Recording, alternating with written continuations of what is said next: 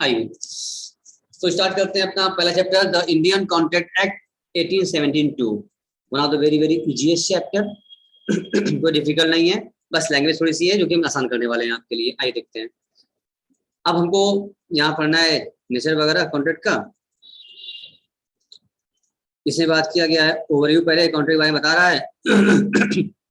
तो कॉन्ट्रैक्ट में आपने बुक बताया पहले कि आपको देखना है एलिमेंट ऑफ कॉन्ट्रैक्ट क्या होंगे, एसेंशियल्स ऑफ वैलिड कॉन्ट्रैक्ट क्या होगा और टाइप्स ऑफ कॉन्ट्रैक्ट क्या होगा। ठीक है, तो अगर एलिमेंट की बात करें उसमें कहा है एलिमेंट में क्या हो, दो होंगे, एक तो एग्रीमेंट और enforceability by of law at law. ठीक है, तो अगर एग्रीमेंट की बात करें, एग्रीमेंट दायरे में आता है ऑफर और एक्सेप्टेंस की बात होती है। ठीक है, उसके बाद अगर बात करें तो ऑफर में क्या है, चार बता दिया, legal rule offer, valid offer, kinds of offer और एसेंशियल्स ऑफ प्रपोजल्स या कम्युनिकेशन ऑफ ऑफर होना जरूरी है। तो इसके बाद अगर बात करें डिटेल बताएंगे, अभी जो बुक दिखा रहा है उसको बता रहे हैं आपको हम। एक्सेप्टेंस में legal rule and valid acceptance और कम्युनिकेशन ऑफ एक्सेप्टेंस, ये सारी बातें उन्होंने ओवरव्यू में दी है, आपको कॉन्ट्रैक्ट बारे आपको कवर करना है। लेकिन आइए थोड़ा सा अब हम भी अपना देखते हैं, बुक का था, अब आइए हम अपना दें आपको। तो जो कॉन्ट्रैक्ट होता है सबसे पहले उसमें क्या होता है, देखिए मेरे थ्योरी है बट समझना होगा इसको, मेरे हिसाब से आपको रटना नहीं है, समझना है क्योंकि लॉ है। ठीक है ना। सबसे पहले क्या होता है ना,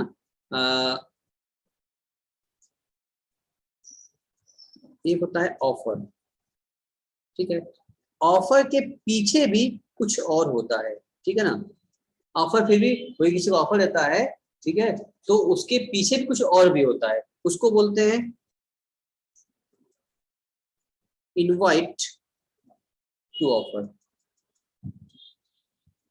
यानी कि दो हो गया, हमने क्या बोला पहले, invite to offer and offer, दोनों अंतर है। ऑफर मतलब सीधी वाला किसी को ऑफर दे रहा है, ठीक है ना, क्या तुम ये सामान लोगे या उस सामान को दोगे, हम ऑफर दे रहे हैं आपको। एक होता है ऑफर, नॉर्मल ऑफर हो गया, और एक होता है invite to offer. Invite to offer मतलब उसके पीछे की बात होती है, माने क्या होता है कि हम आपको इनवाइट करते हैं, इन्विटेशन देते हैं, इसको बोलते हैं इन्विटेशन टू ऑफर।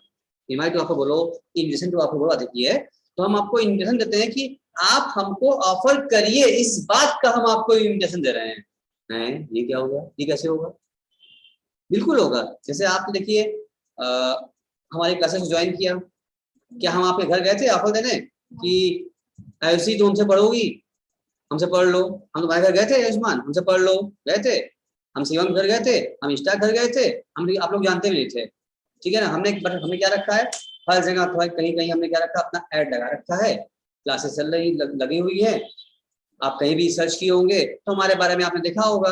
तो हमने ऑलरेडी पहले से क्या रखा है, अपना ऐड बैनर पोस्टर कर रखा है। ठीक है, आपने उस बैनर पोस्टर को देखा, आपको अच्छा लगा तो आपने हमको कॉल किया। बात समझ रहे हो क्या हुआ है, एक तरीके से हमने क्या किया है, आपको इनवाइट कर रखा है पहले से ऑफर देने के लिए कि जिसको अच्छा देखेगा लोग, उसको अच्छा लगेगा, तो लगने के बाद वो हमें कॉल करेगा, वो हमसे कहेगा, वो हमसे ऑफर करेगा, लाएगा, सर हम पढ़ना चाहते हैं, क्या आप हमको पढ़ाएंगे। मेरी बात समझो, हमने ऑफर नहीं दिया आपको, हमने इनवाइट टू ऑफर किया आपको कि जिसको अच्छा लगेगा वो हमें ऑफर करे, जिसको अच्छा लगे। तो आपने हमको अपना, हमने आपको इनवाइट किया ऑफर के लिए, अपना सब कुछ लगा दिया, हर जगह लगा हुआ, आपने देखा, हमने मेरे बारे में जाना, तो आपने हमको ऑफर कॉल किया, आपने ऑफर किया, सर मुझे पढ़ना है, क्या पढ़ाएंगे, हमने कहा यस, हमने ऑफर एक्सेप्ट कर लिया। या आप कहते हैं मुझे पढ़ना है, मेरा मन, हम यहाँ पर नहीं पढ़ाएंगे। समझ में आ रही है, तो इसका मतलब क्या होगा, सबसे पहले हम ऑफर क्या, इनवाइट टू ऑफर करेंगे, वो उसके बाद क्या होगा, जिसको अच्छा लगेगा वो हमको ऑफर देगा, जब वो ऑफर देगा तो ऑफर में क्या होगा, दो बातें हो जाएगी। ठीक है ना, या तो ऑफर क्या करें हम लोग, रिजेक्ट कर देंगे, जरूरी है जो आपने ऑफर दिया उसको माना ही जाए, रिजेक्ट कर देंगे, नहीं पढ़ाएंगे। भाई मेरे पास कोई बच्चा साइंस का फोन किया, सर मुझे एमएससी करना है, साइंस पढ़ना है हमको, क्या हम साइंस पढ़ाते हैं, हम रिजेक्ट कर देंगे, कोई बात नहीं। हाँ, मेरा मन करेगा उसको ऑफर क्या करेंगे, हम एक्सेप्ट करेंगे, नहीं करेंगे, करेंगे, हम उसको एक्सेप्ट कर लिया, रिजेक्ट कर लिया, ये बात खत्म हो गई। अगर एक्सेप्ट करेंगे तो फिर मेरी बात आगे बढ़ेगी। अब यहाँ से हमने इनवाइट टू ऑफर हुआ, फिर वो ऑफर आपने दिया, ऑफर को रिजेक्ट हो गया, एक्सेप्ट हुआ, मैंने एक्सेप्ट कर लिया, जब एक्सेप्ट कर लिया तो बात आगे बढ़ेगी, रिजेक्ट हो गया बात खत्म हो गई, आगे बढ़ेगी नहीं। लेकिन जब एक्सेप्ट होगा तो बात आगे बढ़ेगी, जब आगे बढ़ेगी एक्सेप्ट बात होगी तो हम कहेंगे चलिए भैया एक्सेप्ट हो गया है, आइए अब आपको फॉर्म दे रहे हैं, इसको भर लीजिए, देते हैं ना। क्या मतलब है कि हमने दिया, आइए हम क्या कर लें आपके साथ, आइए तो एग्रीमेंट कर लिया जाए, ठीक है ना। ये बात हो रही है क्या करना है हम लोगों को, आइए हम लोग क्या कर लेते हैं आपके सामने एग्रीमेंट कर लेते हैं। हम फॉर्म दे रहे हैं, फिलअप करिए, साइन करिए, पेरेंट्स साइन कराइए और लाइए, मैं लगाइए, आधार कार्ड लगाइए, सब लगाइए, एग्रीमेंट पक्का एग्रीमेंट कर लेते हैं हम लोग। तो क्या कर लिया हमने, एग्रीमेंट बना लिया हमने। अब वो नॉर्मली बिजनेस वाले जब बनाते हैं तो वो डीड बनता है, एग्रीमेंट बनता है, वो स्टैम्प पेपर बनता है, जितनी वैल्यू ऐड करता है उस हिसाब से स्टैम्प पेपर बन जाता है, एग्रीमेंट करा लिया हमने। अच्छा, अब जब एग्रीमेंट करा लिया, अब एग्रीमेंट में क्या होगा, दो बातें होंगी, ठीक है ना। अब ये दो बातें होंगी, ये तो क्या है, इनफोर्सिएबल है, इनफोर्सिएबल बाय लॉ, ठीक है ना, यस और नो, ठीक है ना। लॉ द्वारा इनफोर्सिएबल अगर वो है या नहीं है, यस और नो। इसका मतलब ये होता है कि आपने एग्रीमेंट तो कर लिया, एग्रीमेंट सब करता है, क्या लॉ उस चीज को अनुमति देता है, ये स्टैम्प जाएंगे रजिस्टर ऑफिस जाएंगे तो उसमें मोहर आप लगवा लिया, तो गवर्नमेंट की ओर से अलाउड है ऐसा एग्रीमेंट करना, इनफोर्सिबल बाय लॉ है, लॉ उस चीज को एग्रीमेंट को एक्सेप्ट करता है, तो अगर हाँ, अगर जवाब हो गया नो, ये बात खत्म हो गई, ठीक है। ये एग्रीमेंट रह जाएगा, कॉन्ट्रैक्ट कभी नहीं बन पाएगा।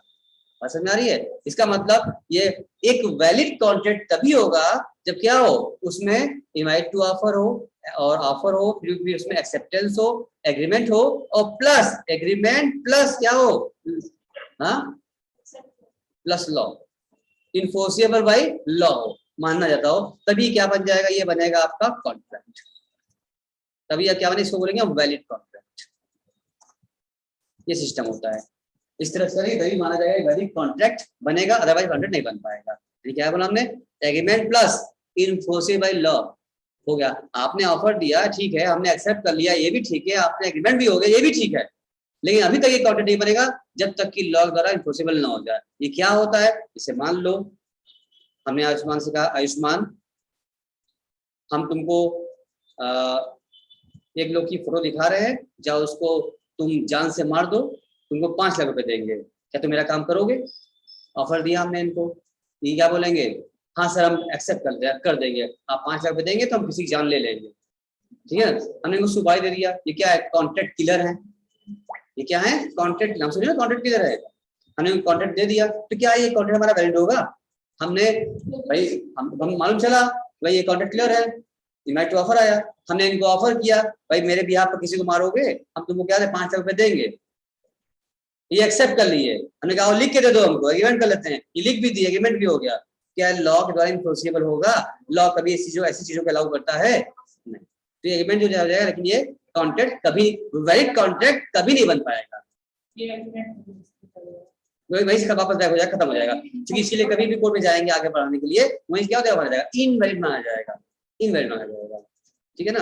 अभी आगे बढ़े और सिखाएंगे कि सारे कॉन्ट्रैक्ट जो होते हैं ना इनवैलिड नहीं होते हैं, लेकिन सारे एग्रीमेंट ऐसे जो एग्रीमेंट होते हैं उस एग्रीमेंट वैलिड हो सकते हैं, अभी हो सकते हैं, बताएंगे इसके आगे हम लोग।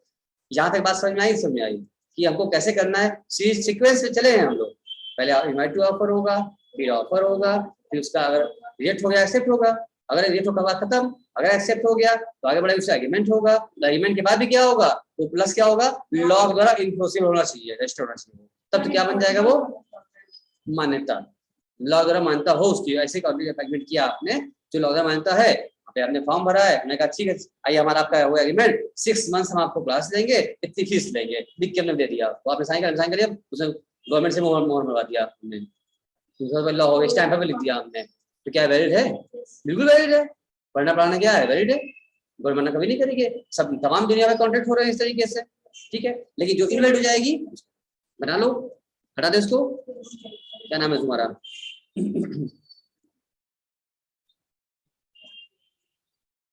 इष्टा शिवम, कोई दिक्कत हो रही है बात को समझने में कि कैसे सीक्वेंस क्या चलेगा, क्लियर होगी बात ये वाली, नहीं सर, यस सर, अब हम आते हैं अपने वापस से अपने और उस पर, अब इसमें समझना होगा, सिखाया जाएगा आप लोगों को कि क्या क्या होते हैं आपके एसेंशियल्स, एक वैलिड कॉन्ट्रैक्ट में क्या क्या एसेंशियल्स होने चाहिए, भाई इसमें यही बताया जाएगा, अभी तो पढ़ेंगे ना एक बार, ये चीज जो तुम पढ़े हो ना बार बार आप बताएगा वाला पूछेगा कि एसेंशियल्स जो होते हैं एक वैलिड कॉन्ट्रैक्ट के, उसमें भी कहेगा ऑफर हो, एक्सेप्टेंस हो, एग्रीमेंट हो रहा हो, लॉ के द्वारा इन्फोर्सिबल हो रहा हो, और एडिक्वेट कंसिडरेशन हो, जब उसके बदले फीस मिल रही हो।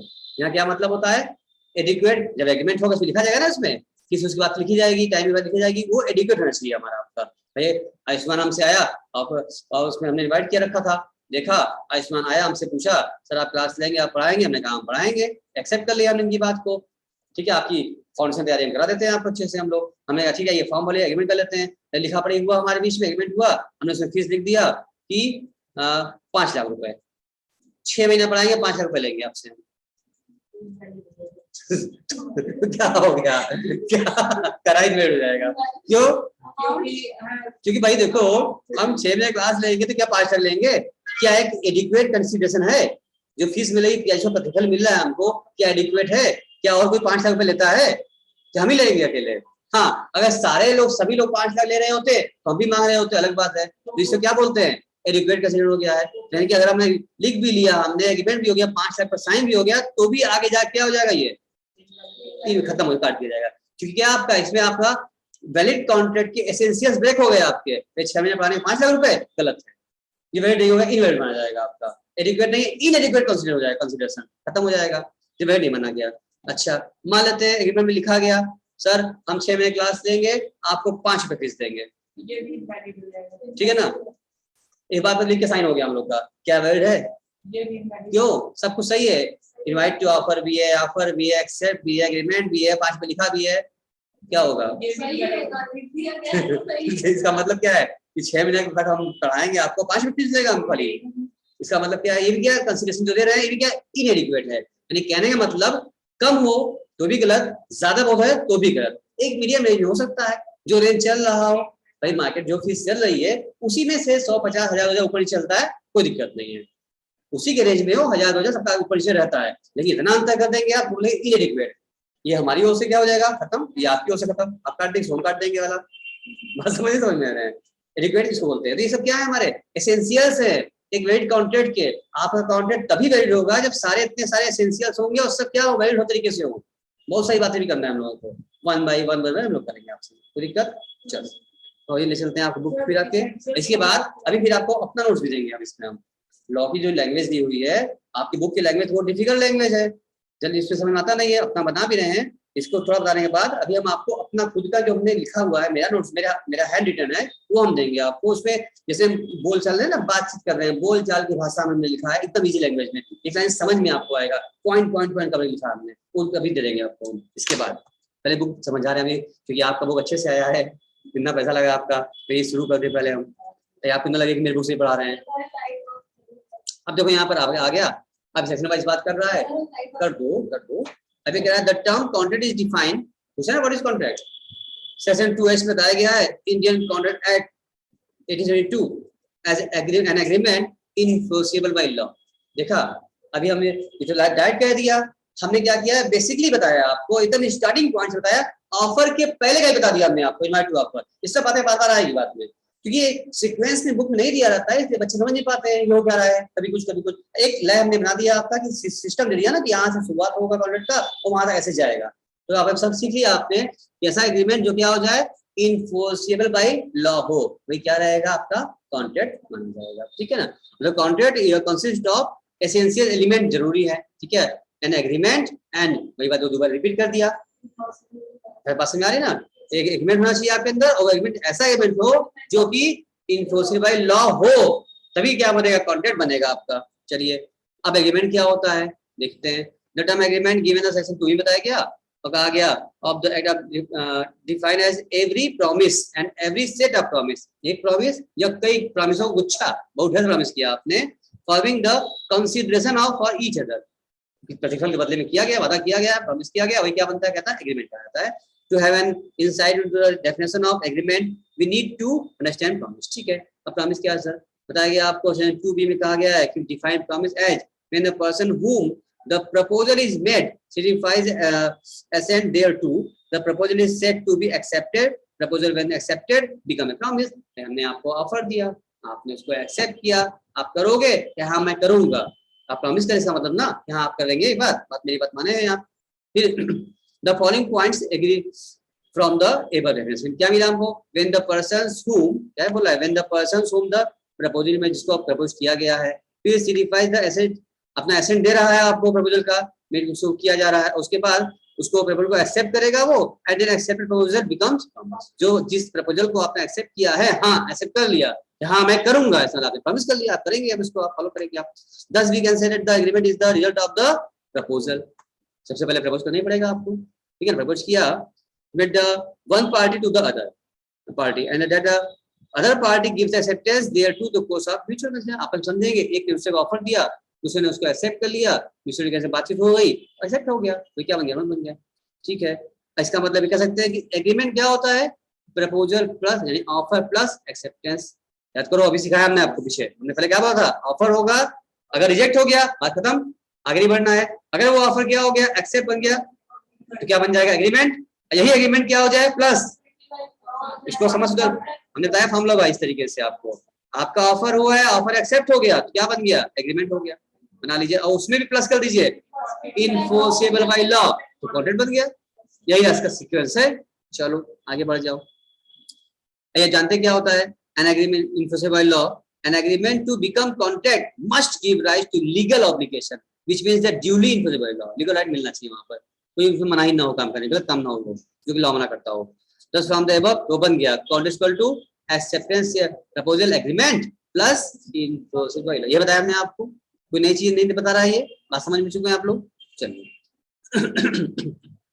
तो यहाँ पे हमने दे दिया, आपने, आपको कोई दिक्कत नहीं है। अब एग्रीमेंट क्या होता है, कॉन्ट्रैक्ट क्या होता है, इसको अंतर समझ लीजिए आप। यहाँ पर बता ही चुके हैं आपको, फिर भी बुक वाला आपके सामने फिर दूसरी तीसरी बार आपका पेश कर रहा है। चलो देख लेते हैं। इसका देख पा रहे, देख पा रही बेटा? शिवम जी देख पा रहे हैं? दिख रहा है सर। समझ पा रहे हैं? कोई क्वेरी मन में आ रही है, पूछ सकते हैं आप, नहीं तो फिर हम इसको बताएं। Any queries there? नहीं।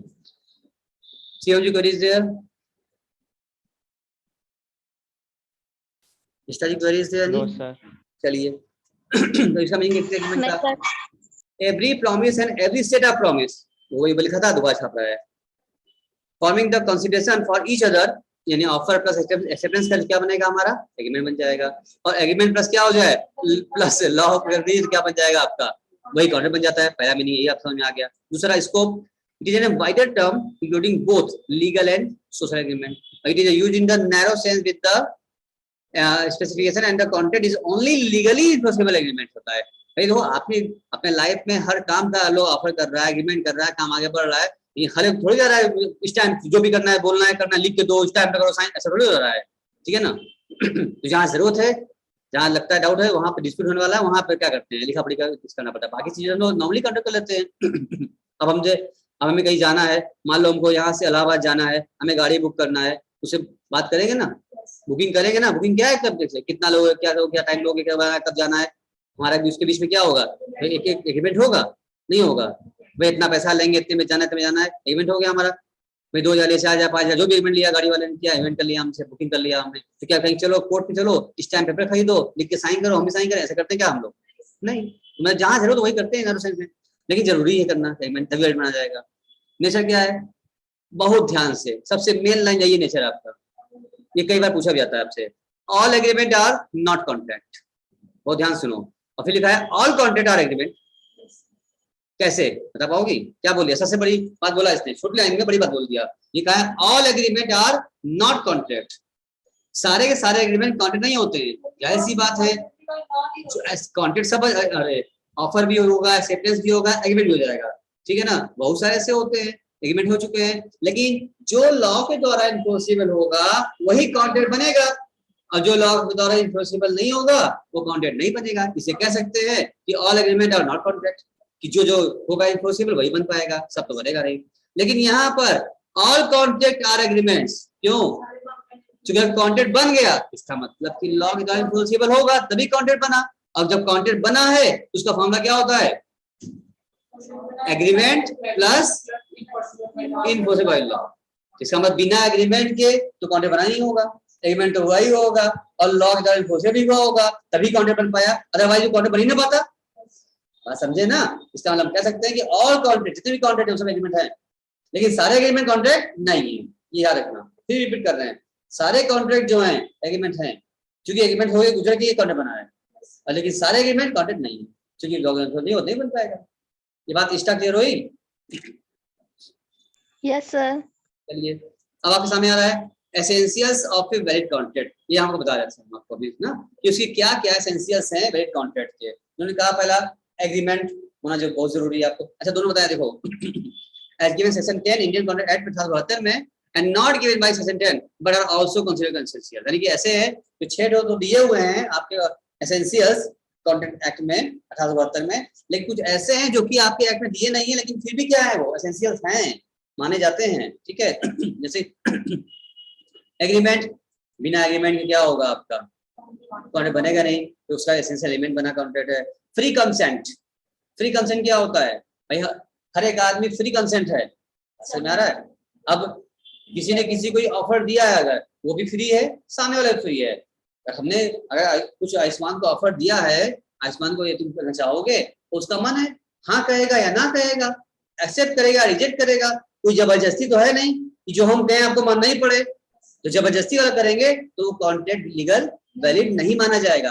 जान लो जितने भी दिए हैं आपके एसेंशियल्स, इसमें कोई ब्रेक करेंगे आप ना, तो कॉन्ट्रैक्ट में वो क्या माना जाएगा, इनवैलिड माना जाएगा क्योंकि आपने जबरदस्ती कर लिया। कॉन्ट्रैक्ट क्या हुआ, वो कॉन्ट्रैक्ट जब भी बनेगा वो स्वेच्छा से बनेगा, दोनों पार्टी से बनेगा। ठीक है ना। जैसे मान लो कि मिस्टर एक्स ने मिस वाई से कहा will you Mary with me, offer दिया, क्या एक तरीके से प्रपोजल दिया, ऑफर दिया, तो क्या मिस वाई की जरूरी कि वो एक्सेप्ट ही करे, हाँ ही करे, क्या वो ना नहीं कर सकती है, कर सकती है। तो हाँ है ना, दोनों क्या उसकी इच्छा पर है। अब दोनों की इच्छा है, फ्री कंसेंट पर है, दोनों फ्री हैं, उनकी अपनी इच्छा फ्री इच्छा, उनकी फ्री, कोई जोर जबरदस्ती दबाव बिल्कुल नहीं होना चाहिए। आप अपने से ऑफर, मन से ऑफर करिए, कोई कहा नहीं आपसे मार मार के नहीं ऑफर करो ना, आप अपने मन से ऑफर करेंगे और सामने वाला भी क्या करेगा, उसको समझ में आएगा, अपने मन से एक्सेप्ट करे बिना इस दबाव के। दोनों क्या है, फ्री हैं, हाँ और ना दोनों के लिए फ्री हैं। तो दोनों मन अपने मन से हाँ किए हुए हैं, क्या माने इसको कहेंगे फ्री कंसेंट है। तो यही आपका एसेंशियल है कॉन्ट्रैक्ट का, तब सही माना जाएगा। है ना, किसी के सर पर गन लगा दो, समझ में आ रहा है, आयुष्मान के सर पर हम गन लगा दे, स्टैम्प पेपर लाए हैं, प्रॉपर्टी पेपर फिल्मों दिखाता है पिक्चर में, और बोले साइन करो, प्रॉपर्टी पर मेरा नाम साइन कर दो, सर पर क्या लगाए हैं, इनके गन लगा हुआ है। अब मरता क्या ना करता, बोले साइन नहीं करेंगे तो मार देंगे, मर जाएंगे, तब तक ऐसी प्रॉपर्टी का क्या होगा, लोग साइन कर देते हैं, अब सर गन लगा साइन कर देंगे ये, तो क्या है इसमें साइन कर लिए पक्का हो गया, मेरे नाम पे प्रॉपर्टी ट्रांसफर हो गई, मेरा अब हम हंसने लगे, मेरे प्रॉपर्टी आज से हम मालिक हो गए, लेकिन नहीं हो पाएंगे।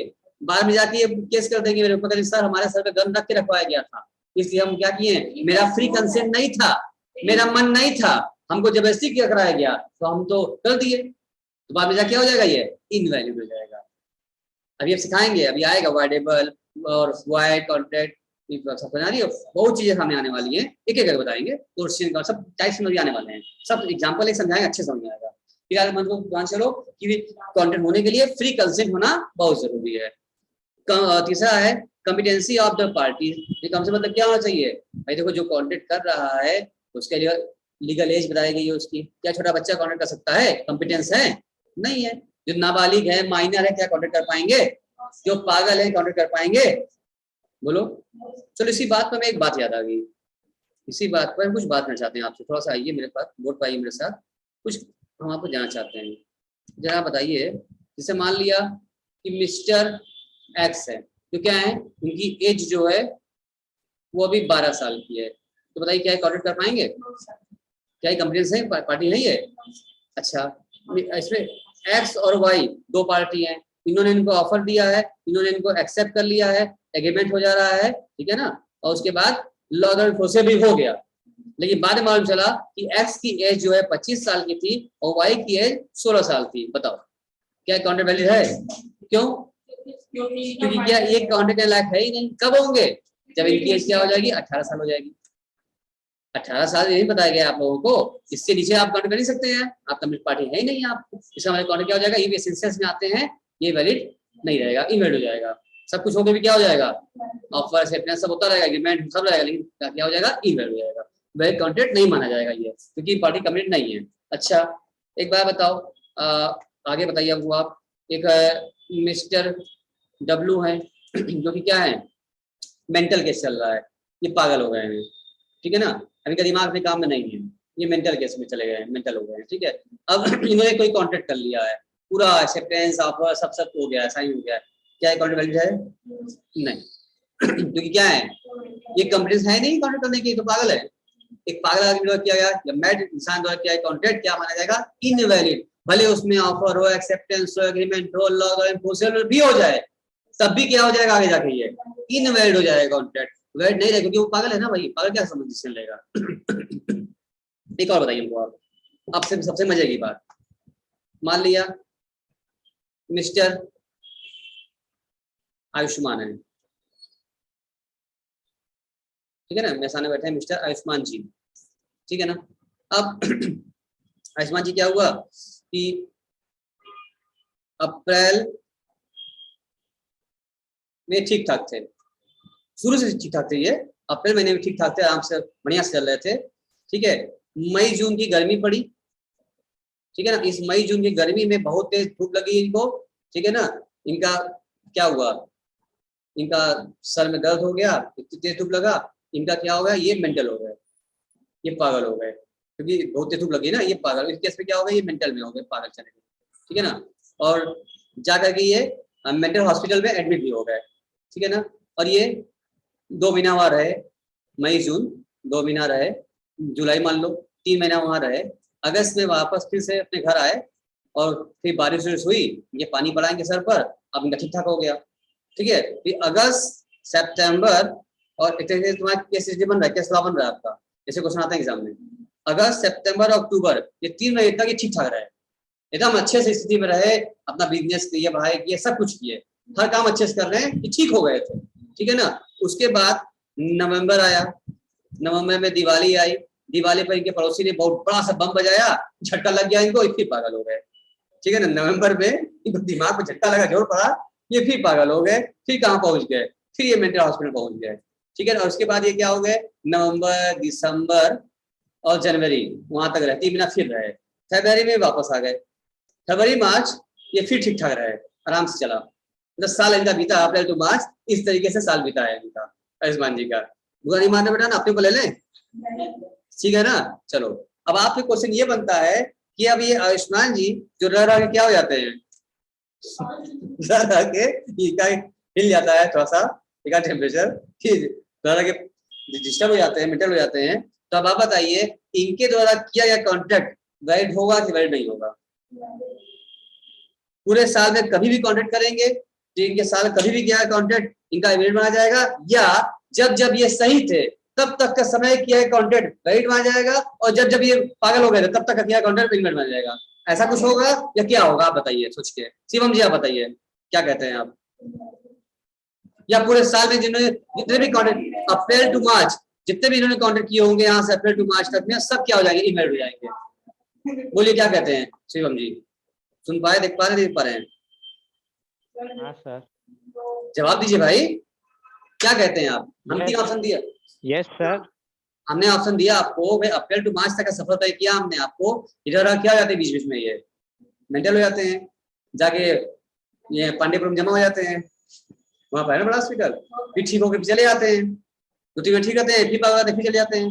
तो इनके द्वारा किया है कॉन्ट्रैक्ट, मतलब पूरा अप्रैल से मार्च तक में 1 साल जो भी कॉन्ट्रैक्ट इन्होंने किया है, कभी भी कोई भी स्थिति में किया गया कॉन्ट्रैक्ट, वो सब इनवैलिड माना जाएगा, या फिर जब जब ये सही थे तब तक किया है कॉन्ट्रैक्ट सही माना जाएगा, वैलिड माना जाएगा, और जब जब ये पागल हो गए तब तक कॉन्ट्रैक्ट इनवैलिड माना जाएगा?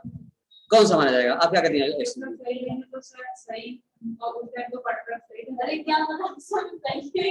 आईसीजी करिए, सब पूरे साल में जो भी कॉन्ट्रैक्ट किया सब इनवैलिड माना गया। आप क्या कहते हैं शिवम जी? जल्दी बोलो बेटा, आगे बढ़ना है हमको, नहीं सुन पा रहे हो क्या? शिवम बोलो। सर सुन ले रहे हैं, ऑप्शन बी सर, दूसरा वाला। क्या ऑप्शन था बताइए? सर जो आपने दूसरा बोला, सर जो आपने दूसरा बोला वो, तो बताओ ना क्या बोला जब हमने? जब सही, सर जब जब सही रहेगा तब उसका जो है वैलिड होगा, जब जब वो थोड़ा मेंटल रहेगा तब तब इनवैलिड। सही है, ये जवाब सही है उसी चीज, पर ये प्रूव करना पड़ेगा क्योंकि आपका सही थे, आपके पास हॉस्पिटल डिस्चार्ज स्लिप रहेगी आपके पास, डेट डॉक्टर, भाई डॉक्टर डिस्चार्ज करेंगे तो स्लिप बना के देंगे ना, डिस्चार्ज स्लिप कि हाँ भाई ये ओके करके देंगे ना, हम आके जब ये ठीक है जाओ घर, तो अब वापस फिर रिपीट हो जाएंगे, फिर गड़बड़ा गए हैं। तो जब जब ये सही रहेंगे तब तक किया गया कॉन्ट्रैक्ट आपका वैलिड माना जाएगा, और जब जब ये मेंटल हो जाए उस केस में कुछ ड्यूरेशन में क्या है कॉन्ट्रैक्ट इनवैलिड माना जाएगा। बात समझ आ गई? तो वही साथ कॉम्पिटेंसी जो आपसे कह रहा था, तो हमने आपको बीच में रोक के बता दिया समझाने के लिए। आपको समझना जरूरी ना है, थ्योरी क्या है समझना है आपको, या थोड़ी करना है। अब आइए तीसरा क्या हो गया, चौथा क्या है, लॉफुल कंसिडरेशन।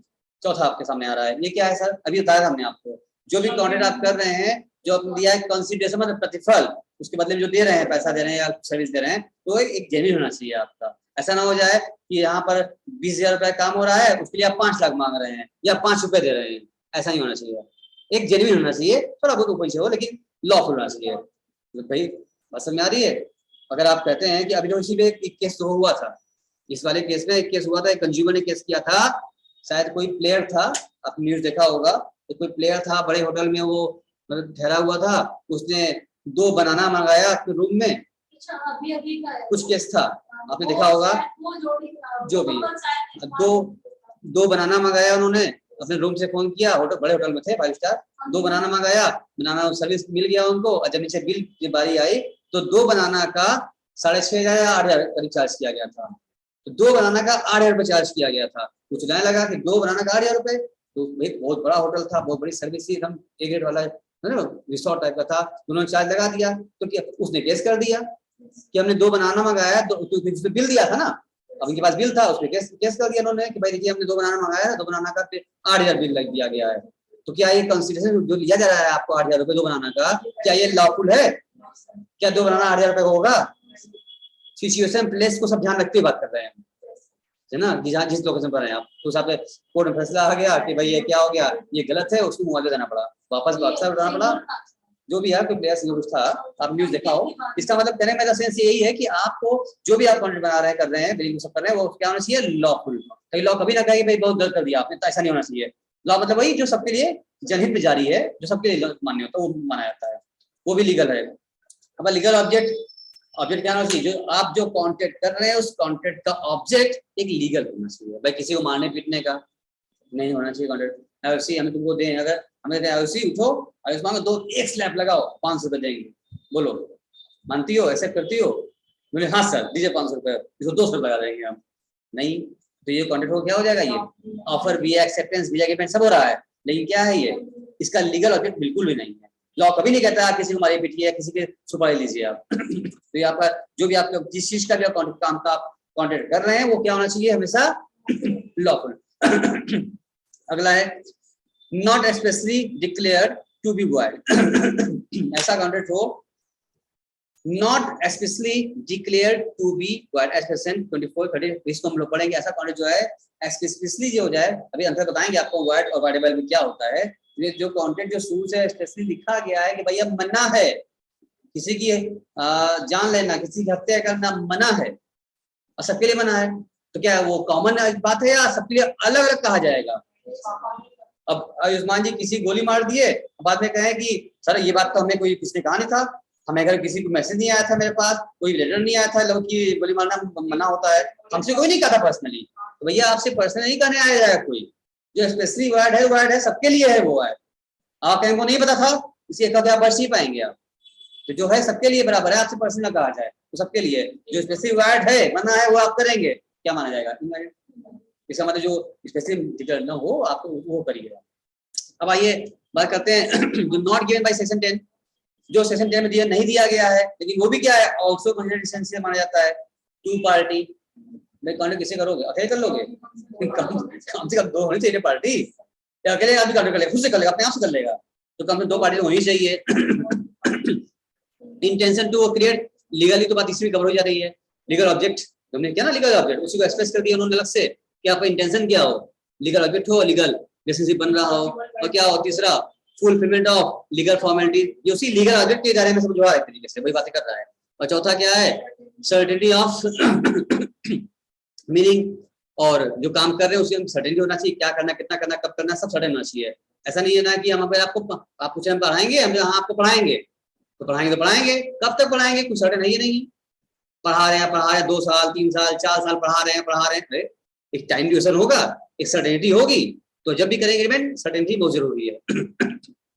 उसके बाद पॉसिबिलिटी ऑफ परफॉर्मेंस, ये भी बहुत जरूरी है। ये क्या होता है सर? तो कोई भी जब हम लोग कॉन्ट्रैक्ट करते हैं उसकी पॉसिबिलिटी भी होनी बहुत जरूरी है परफॉर्मेंस की। फॉर एग्जांपल इसको समझे हम तो बताते हैं आपको। जैसे हाँ देखो, नहीं समझो मेरी बात ना, क्या होती है पॉसिबिलिटी परफॉर्मेंस, समझो अभी तुम समझ में आ जाएगा क्या है ये, याद नहीं करना पड़ेगा। सॉरी। देखो अगर मान लो आईओसी जी है मेरे सामने, ठीक है ना, अभी आयुष्मान जी थे, अच्छा एग्जाम्पल मिला था, अब आयुषी जी सामने आ गई हमारी, ठीक है ना। अब आयुषी से किसी ने कहा कि मैं तुम्हारे कदमों में चांद ला के रख दूंगा। क्या बोले? किसी ने कहा कि भाई मैं तुम्हारे कदमों में चांद तोड़ के ला के रख दूंगा। आयुषी बहुत खुश हो गई, अरे तुम मुझे इतना मानते हो, तुम मेरे लिए चांद तोड़ के लाओगे क्या? हाँ सच में ला दूंगा मैं तुम्हें, ठीक है ना। ये खुश हो गई है। और इस बात का कहीं और इस बात का क्या कर लेते हैं, एग्रीमेंट कर लेते हैं। इन्होंने क्या कर लिया कि ठीक है हम तुम्हारी सब बात मानेंगे, तुम मेरे चांद तोड़ के, तुम कह रहे ऑफर दे रहे हो, हम एक्सेप्ट कर लेते हैं और उसका एग्रीमेंट भी कर लेते हैं, तुम जाना चांद तोड़ के ले आके हमको मेरे कदम डाल देना, ठीक है ना।